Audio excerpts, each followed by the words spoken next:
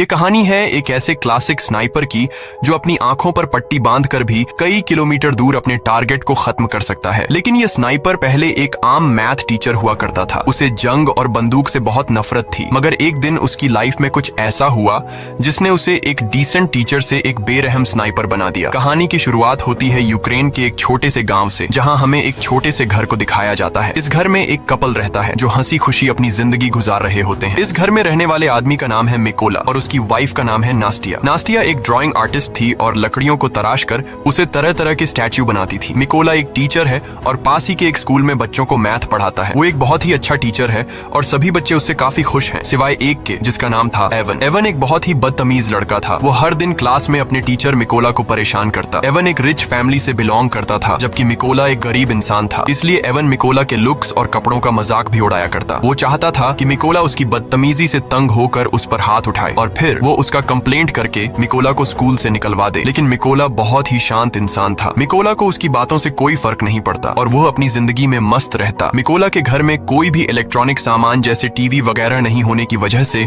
उसे दुनिया की खबर नहीं मिल पाती थी। एक दिन जब मिकोला अपने स्कूल में था, तब उसने टीवी पर एक खबर सुनी कि रशिया ने यूक्रेन पर हमला कर दिया है, जिसमें बहुत से सोल्जर्स मारे गए हैं और रशिया ने यूक्रेन की बहुत सी जगहों पर कब्जा कर लिया है। शाम को जब मिकोला अपने घर आया तो उसे यह बात पता लगी कि उसकी वाइफ प्रेग्नेंट है। ये जानकर उसे बहुत खुशी हुई क्योंकि अब मिकोला फादर बनने वाला था। इन दोनों ने मिलकर इस खुशी को सेलिब्रेट किया। अगले दिन मिकोला अपनी वाइफ को बाय बोलकर स्कूल की तरफ बच्चों को पढ़ाने के लिए अपनी साइकिल पर निकल पड़ा। लेकिन जब वो रास्ते में था तब उसने दो सोल्जर्स को देखा जो सिगरेट जलाकर एक अलग सी वर्दी पहनकर खड़े थे। वो वर्दी किसी यूक्रेनियन सोल्जर्स की बिल्कुल भी नहीं थी, जिससे देखकर उसे कुछ अजीब लगा। लेकिन मिकोला ने सोचा कि शायद सरकार ने सोल्जर्स की वर्दी को चेंज कर दी हो, इसीलिए मिकोला ने उस पर ज्यादा ध्यान नहीं दिया और जल्दी से अपने स्कूल पहुंचा। लेकिन जब वो स्कूल के अंदर आया तो उसने देखा कि पूरा का पूरा स्कूल खाली पड़ा है। कोई एक बच्चा भी स्कूल में नहीं आया। ये देखकर उसे गड़बड़ महसूस हुई। तभी उसने टीवी पर न्यूज देखा जिसमें बताया जा रहा था कि रशिया के सोल्जर्स यूक्रेन पर कब्जा करने के लिए यूक्रेन में घुस चुके हैं। और अब उसे एहसास हुआ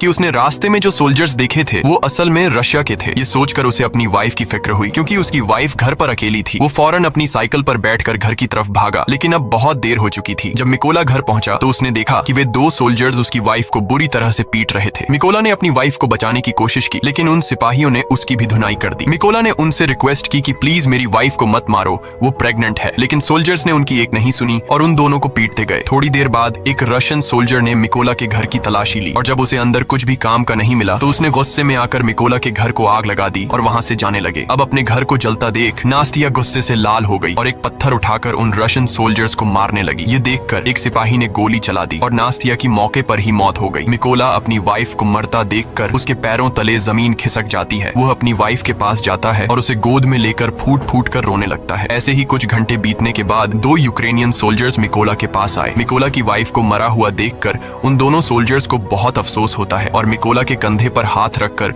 उसे हिम्मत न हारने को कहते हैं। उसके बाद उन दो सोल्जर्स ने मिकोला की वाइफ के लिए कब्र खोदना शुरू किया और एक कब्र खोदकर मिकोला से कहते हैं कि तुम यहाँ पर अपनी वाइफ को दफना दो। अपनी वाइफ की मौत के बाद मिकोला पूरी तरह से टूट चुका था। अब वो बिल्कुल अकेला रह चुका था। उन रशियन सोल्जर्स ने न सिर्फ उसकी वाइफ को मार डाला बल्कि मिकोला के आने वाले बच्चे और उसके घर को भी जला दिया। इसलिए अब वो बदले की आग में जल रहा था और उसे हर हाल में उस रशियन सोल्जर को मारना था जिसने उसकी बीवी पर गोली चलाई थी। उस सोल्जर से बदला लेने का एक ही रास्ता था कि वह यूक्रेनियन सोल्जर्स में शामिल हो जाए। इसीलिए वह यहीं पर उन दो सोल्जर से रिक्वेस्ट करता है कि प्लीज मुझे भी अपने साथ ले चलो, मैं भी यूक्रेन आर्मी में शामिल होना चाहता हूँ। इसके बाद वे दोनों सोल्जर्स मिकोला की बात मान लेते हैं और उसे गाड़ी में बैठाकर मिलिट्री बेस ले जाते हैं। जाने से पहले मिकोला अपनी वाइफ के हाथों का बनाया हुआ छोटे से स्टैच्यू को अपने पास रख लेता है जो उसकी वाइफ ने इसकी रक्षा के लिए बनाया था। जब ये लोग मिलिट्री बेस पहुंचते हैं तो वहाँ उनका सीनियर मिकोला को देखकर उन दो सोल्जर्स पर गुस्सा करने लगता है और मिकोला को फौज में भर्ती करने से मना कर देता है, क्योंकि उनके सीनियर को मिकोला पर शक होने लगता है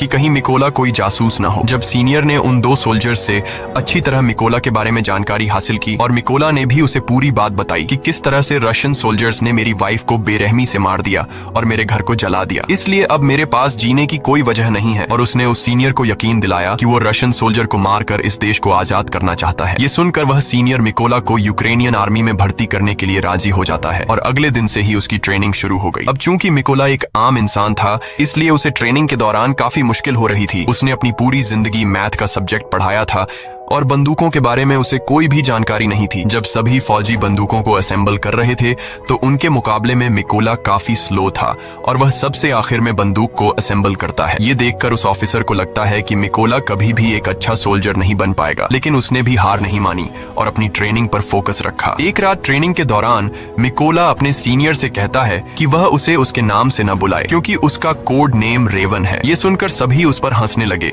और सीनियर ने उसे बताया कि कोड नेम इतनी आसानी से नहीं मिलता, उसके लिए सोल्जर को देश के लिए कोई बड़ा कारनामा करना पड़ता है। मिकोला ने इन बातों को नेगेटिव नहीं लिया और वह और ज्यादा मेहनत करने लगा। रात को जब सभी सिपाही सो रहे होते थे तो तब भी मिकोला चीजों को सीखने की प्रैक्टिस करता। एक दिन सीनियर सभी सोल्जर्स को बताता है कि हमारे पास स्नाइपर्स की कमी है और हमें इस नंबर को बढ़ाना होगा ताकि हम रशियंस का मुकाबला कर सकें। यहाँ सीनियर सभी से पूछता है कि तुम में से कितने लोग स्नाइपर बनना चाहते हो। ये सुनकर कुछ लोग खड़े होते हैं और उन लोगों के बीच मिकोला भी होता है क्योंकि वह भी एक स्नाइपर बनना चाहता था। मिकोला को देखकर सभी सोल्जर्स हंसने लगे। मिकोला को देखकर उसका सीनियर उससे कहता है कि तुम अभी एक स्नाइपर बनने के लिए तैयार नहीं हो, तुम तो एक गन को असेंबल और डीअसेंबल भी अच्छी तरह से नहीं कर पाते, तो स्नाइपर बनना तो दूर की बात है। इस पर मिकोला कहता है कि मैं एक अच्छा स्नाइपर बन सकता हूँ, मुझे खुद को साबित करने के लिए सिर्फ एक मौका चाहिए। ये सुनकर सीनियर मिकोला से कहता है कि ठीक है, ये लो, तुम्हें इस बंदूक को सिर्फ 20 सेकंड के अंदर असेंबल करना होगा। अब खुद को साबित करने के लिए मिकोला अपनी आंखों पर पट्टी बांध लेता है और फटाफट से गन को खोलकर उसे दोबारा से जोड़ देता है और इस काम को करने में उसे सिर्फ 18 सेकंड लगे। मिकोला की फुर्ती को देखकर सभी हैरान रह जाते हैं। जो लोग पहले उस पर हंस रहे थे अब वे मिकोला के लिए तालियां बजाने लगे। वह सीनियर भी मिकोला से इंप्रेस हुआ और अब उसकी काबिलियत को देखकर उसे भी स्नाइपर ट्रेनिंग में शामिल कर लिया जाता है। ट्रेनिंग के दौरान मिकोला को एक पुराने मॉडल की गन पकड़ा दी जाती है जबकि बाकी लोगों को नए मॉडर्न वेपन्स दिए जाते हैं। ये देखकर मिकोला भी मॉडर्न वेपन्स की डिमांड करता है, जिस पर वहाँ का सीनियर उसे कहता है कि अगर तुम्हें वह गन चाहिए तो तुम्हें खुद को साबित करना होगा। अब मिकोला के पास कोई और ऑप्शन नहीं था, इसलिए उसे जो मिला वह लेकर वहाँ से निकल गया।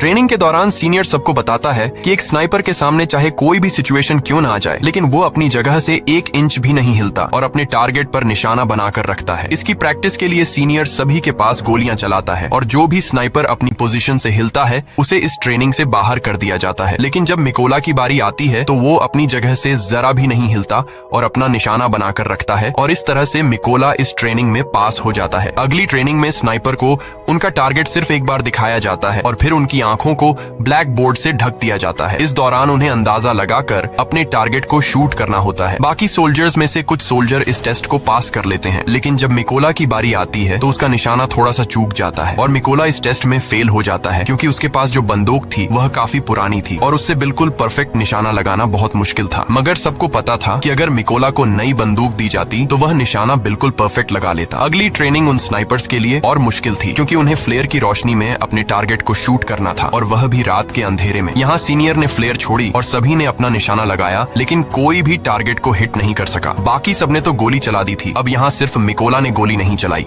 वो समझ जाता है कि फ्लेयर की रोशनी में डायरेक्ट निशाना लगाना पॉसिबल नहीं है, इसलिए जब सीनियर ने फ्लेयर छोड़ा था तो उसने गोली चलाने के बजाय फ्लेयर की रोशनी में अपने टारगेट की दूरी का अंदाजा लगाया और अपनी मैथ की नॉलेज को यूज करके एक परफेक्ट शॉट मारा। ये देखकर उसका सीनियर और बाकी सोल्जर्स हैरान रह गए। ये टास्क आज तक किसी ने भी कंप्लीट नहीं किया था, सिर्फ मिकोला ने कर दिखाया। सीनियर मिकोला से काफी इंप्रेस हुआ और उसे उसका मनचाहा कोड नेम रेवन दे दिया। ऐसे ही दिन बीतते गए और मिकोला जी जान से अपनी ट्रेनिंग में लगा रहा और फाइनली वह दिन भी आ गया जब उनकी ट्रेनिंग का रिजल्ट आने वाला था। यहाँ कर्नल ने मिकोला को सल्यूट किया और उसे बताया कि उसने इस टेस्ट को पास कर लिया है। थोड़े दिनों बाद कर्नल मिकोला के पास आता है और उससे कहता है कि वह अपना सामान पैक कर ले क्योंकि उन्हें एक मिशन पर जाना है। खबर आई है कि कुछ रशियन सोल्जर्स ने एक चेक पोस्ट पर कब्जा कर लिया है और यहाँ से असली कहानी शुरू हुई। जल्दी मिकोला की टीम इस लोकेशन पर पहुंच गई और अपना निशाना लगाकर बैठ गई और अभी यह लोग उन रशियन सैनिकों को मारने ही वाले थे कि तभी उन्हें दूर एक गाड़ी दिखाई दी जो चेक पोस्ट की तरफ बढ़ती जा रही थी, जिसकी वजह से कर्नल सबको शूट न करने के लिए बोलता है। उधर रशियन सैनिकों ने गाड़ी को रोक लिया और अंदर मौजूद लोगों से बाहर आने को कहा। उन्होंने उनके पासपोर्ट्स को चेक किया और पूरी गाड़ी की भी तलाशी ली और जब सब ठीक रहा तो उन सैनिकों ने उन्हें जाने की परमिशन दे दी, लेकिन उनके पासपोर्ट्स को अपने पास रख लिया। जब उन लोगों ने पासपोर्ट वापस मांगा तो उन सैनिकों ने उन्हें खूब मारा। यह सब देखकर कर्नल ने अपने सैनिकों को फायर करने का ऑर्डर दिया तो एक ही झटके में सभी स्नाइपर्स अपने अपने टारगेट्स को निपटा देते हैं और इस तरह से उनका पहला मिशन कंप्लीट हुआ। मिशन के बाद जब सभी बेस पर लौटे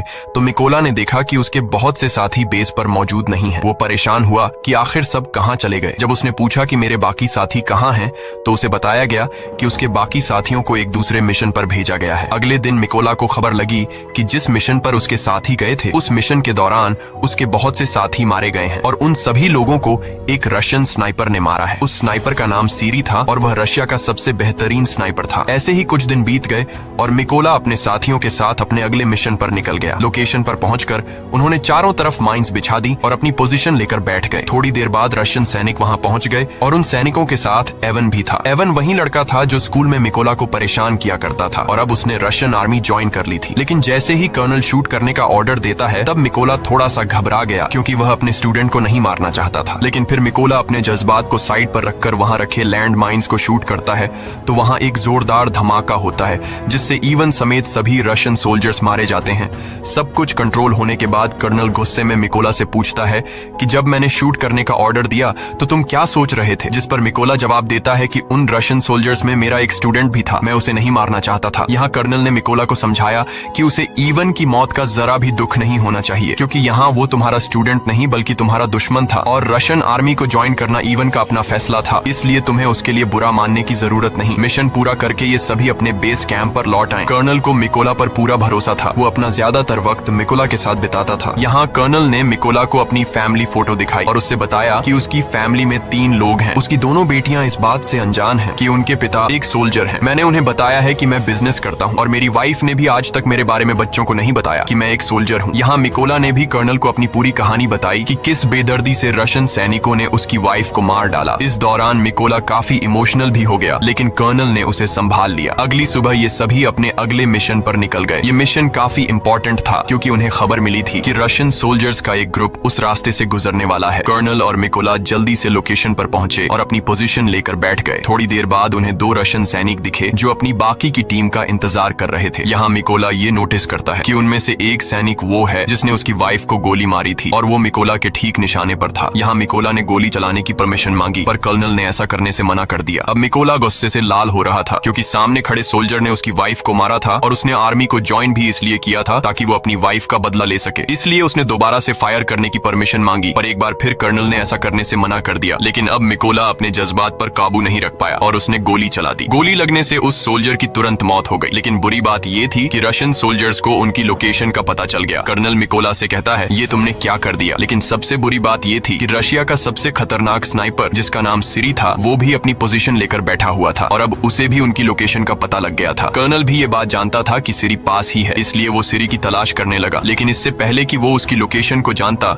सीरी ने उसे एक हेडशॉट दे दिया और कर्नल की मौके पर ही मौत हो गई। अब मिकोला को समझ आया कि उसने कितनी बड़ी गलती कर दी है। उसकी गलती की वजह से कर्नल की जान चली गई। मिकोला को पता लगा कि रशियंस को उनकी लोकेशन का पता लग चुका है। उधर रशियन सोल्जर्स ने भी मिकोला के ऊपर जोरदार फायरिंग और बमबारी शुरू कर दी। अब बिगड़ते हालात को देखते हुए मिकोला ने पीछे हटने का फैसला किया। उसने कर्नल की बॉडी उठाई और अपनी पोजीशन से पीछे आने लगा। जल्दी वो दुश्मनों के इलाके से बाहर आ गया और सीधा अपने बेस पर पहुंचा। मिकोला को कर्नल की मौत का काफी अफसोस था और वो खुद को उसका जिम्मेदार ठहरा रहा था। यहाँ उसने कसम खाई कि वो सीरी को जान से मार देगा और कर्नल की मौत का बदला लेगा। जल्दी मिकोला को 2 रशियन स्नाइपर्स की खबर मिली और वो फौरन अपने अगले मिशन पर निकल गया। वो अपनी लोकेशन पर पहुंचा और अपना निशाना लगाकर बैठ गया। जल्द ही उसने स्नाइपर को मार गिराया, पर उस स्नाइपर को मारते दौरान एक दूसरे स्नाइपर ने मिकोला को बाजू पर गोली मार दी थी। लेकिन उसने हार नहीं मानी और जैसे तैसे करके उस दूसरे स्नाइपर को भी मार गिराया। अब चूंकि वो काफी घायल था, इसलिए वो एक सीक्रेट बेस पर चला गया और अपनी बॉडी को थोड़ा आराम देने लगा। इस दौरान उसे आर्मी के मेजर का कॉल आया और उसने मिकोला को बताया कि हमने उस स्नाइपर का पता लगा लिया है जिसने कर्नल को मारा था। उसके बाद मिकोला अपने बेस पर पहुंचा और यहाँ मेजर सभी को स्नाइपर के बारे में बताने लगा। मेजर बताता है कि उस स्नाइपर का नाम सीरी है और वो रशिया का सबसे बेहतरीन स्नाइपर है। उसका निशाना आज तक गलत नहीं लगा। सीरी ने यूक्रेन के 6 सबसे काबिल स्नाइपर्स को मार गिराया है, इसलिए हमें उसे हल्के में नहीं लेना चाहिए। मेजर बताते हैं कि सीरी पहले यूक्रेन के सोल्जर्स को मारता है और फिर उसकी वीडियो बनाकर सोशल मीडिया पर अपलोड करता है ताकि यूक्रेनी सोल्जर हार मान ले। वो बताता है कि सीरी एक ऐसा स्नाइपर है जो आमतौर पर अपनी पोजीशन को चेंज नहीं करता और एक खास लोकेशन पर बैठकर अपने दुश्मनों का शिकार करता है। अब ये सभी लोग एक प्लान बनाते हैं कि वो सीरी की लोकेशन पर 2 टीम बनाकर जाएंगे। प्लान के मुताबिक उनकी पहली टीम रशियन सैनिकों पर सामने से अटैक करेगी और जब वो इस अटैक में बिजी होंगे तो उनकी दूसरी टीम उन लोगों पर पीछे से हमला करेगी। इस मौके का फायदा उठाकर मिकोला मिकोला बिल्डिंग के अंदर जाएगा और सिरी को मार देगा। पूरी प्लानिंग हो जाने के बाद ये सभी उस लोकेशन की तरफ निकल गए। लोकेशन पर पहुंचकर सभी स्नाइपर्स ने अपनी पोजीशन ले ली और अपना निशाना लगाकर बैठ गए। उधर मिकोला भी चुपके से बिल्डिंग में एंटर हुआ, जहां उसे 2 रशियन सोल्जर्स दिखे जो अपने बातचीत में मसरूफ थे। मिकोला ने बिना देर किए उन दोनों को मार डाला और बिल्डिंग में आगे बढ़ गया। इसके बाद उसने प्लान के मुताबिक अपनी टीम को सिग्नल दिया और सिग्नल के मिलते ही यहाँ बैठे स्नाइपर्स ने सभी सोल्जर्स को मार डाला। उधर सिरी ने यह नोटिस किया कि उसका कोई भी साथी उसे रिपोर्ट नहीं कर रहा है। उसे कुछ गड़बड़ महसूस हुई, इसलिए वो बिल्डिंग के छत पर चला गया जहां पहले से रशा का एक स्नाइपर मौजूद था। लेकिन ऊपर जाकर जब उसने स्नाइपर को देखा तो वो स्नाइपर मर चुका था। ये देखकर उसके दिल में घबराहट बढ़ने लगी और अब सिरी को एहसास हुआ कि यूक्रेन के सोल्जर्स ने उसे चारों तरफ से घेर लिया है। उसने अपने बेस पर बैकअप के लिए कांटेक्ट किया, लेकिन बैकअप टीम को उस तक पहुंचने में अभी 10 मिनट और लगने वाले थे। ये सुनकर वो फटाफट से अपनी पोजीशन पर आया और यूक्रेनी सैनिकों को ढूंढने लगा। लेकिन तभी उसने सामने टेबल पर रखा एक छोटा सा स्टैच्यू देखा जो असल में उसके बाहर जाने के बाद मिकोला ने रखा था, जो उसे उसकी वाइफ ने दिया था। अभी सिरी कुछ सोच पाता कि तभी मिकोला ने उस पर हमला कर दिया और उसे चाकू मार मार कर उसकी जान ले ली। लेकिन इस हाथापाई के चलते बिल्डिंग में मौजूद दूसरा स्नाइपर थोड़ा अलर्ट हो गया, लेकिन अभी वो कुछ कर पाता उससे पहले मिकोला ने उसके पास से ग्रेनेड फेंक दिया और उस धमाके में ये आखिरी स्नाइपर भी मारा गया। थोड़ी देर बाद सिरी की बुलाई बैकअप टीम भी बिल्डिंग तक पहुंच गई, लेकिन वो इस बात से अनजान थे कि सिरी अब मर चुका है। इसीलिए जब उन्होंने सिरी को कॉल किया तो कॉल उधर मिकोला ने उठाया और उनसे कहा कि वो सभी मरने वाले हैं, और इतना कहकर उसने ट्रक के ड्राइवर को शूट कर दिया। अब गोली चलते ही रशियन सोल्जर्स में हलचल मच गई और वो सभी ट्रक के बाहर कूद गए। लेकिन वो इस बात से अनजान थे कि यूक्रेनियन स्नाइपर्स उन पर घात लगाकर बैठे हुए थे। यहाँ यूक्रेनी सैनिकों ने जोरदार शूटिंग शुरू कर दी और एक एक रशियन को चुन चुन कर मारा। इस मिशन के थोड़े दिनों बाद निकोला अपनी वाइफ की कब्र पर गया, क्योंकि उसने उससे जो वादा किया था वो अब पूरा हो चुका है। उसने उन सभी लोगों को मार दिया है जिन्होंने उसकी वाइफ और कर्नल को मारा था। यहाँ मिकोला ने कसम खाई कि वो आखिरी दम तक अपने देश की सेवा करता रहेगा, और इतना कहकर वो वहां से चला गया। और इसी के साथ ये फिल्म खत्म हो जाती है। अगर वीडियो आपको अच्छी लगी हो तो हमारे चैनल को सब्सक्राइब और वीडियो को लाइक जरूर कीजिएगा।